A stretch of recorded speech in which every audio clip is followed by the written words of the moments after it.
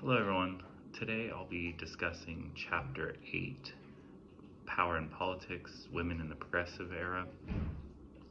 This chapter really focuses on the impact of the Great Migration, especially the impact the Great Migration had on the lives of African American women.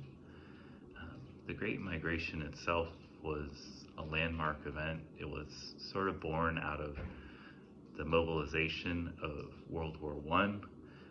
First, the United States really tried to stay neutral, but would help support the war effort against the Axis powers, and this led to many new economic opportunities in manufacturing, especially in northern towns. And African Americans, for some parts, were really keen to seize on these new manufacturing and economic opportunity jobs. This really allowed them to massively migrate out of the segregated rural South into a much more modern and urban northern towns.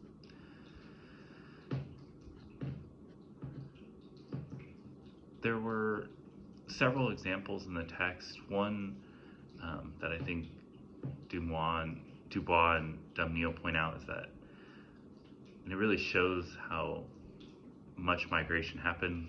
They give the example of Detroit, where the population of African Americans in the 1910s exploded by over 600%.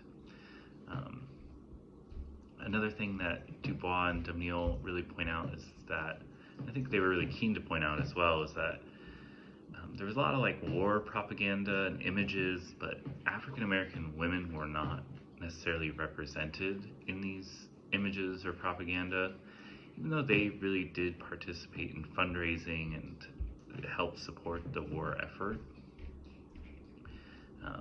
With that being said, the migration really also affected women in the fact that it removed them from the home, and it had the effect of making them embody kind of a more independent lifestyle and attitude towards life.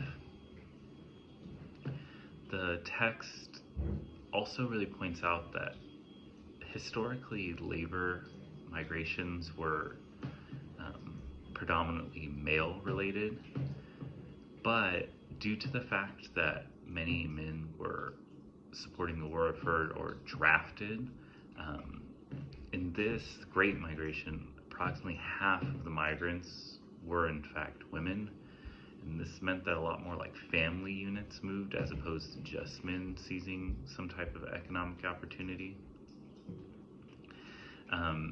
The fact that it was half women or family units, it also had one subtle consequence, and that was that childcare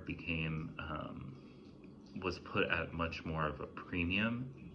You have to think that if women were all of a sudden working new kind of labor-intensive factory jobs, they would need help, especially in a new city, new area, and finding jobs, healthcare, childcare. This problem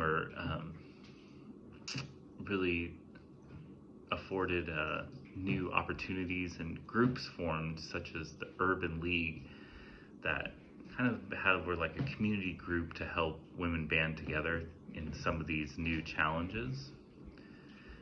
One other sort of consequence of the Great Migration was there was rising racial tensions in new cities where migrants were headed to.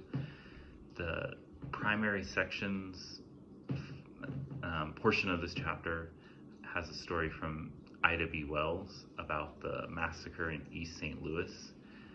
This was started by whites who were upset about losing economic opportunities and people moving into their town. She reported that at least 39 African Americans were killed, while the police and National Guard just pretty much stood by and did not intervene. It's really hard to fathom that type of thing happening.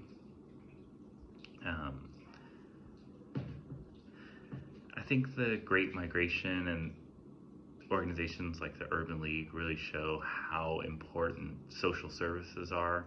Um, a lot of this could have been made easier, or would have really been, migrants would have really been aided if the cities and communities were already established with really strong social services. Thank you very much. Have a nice day.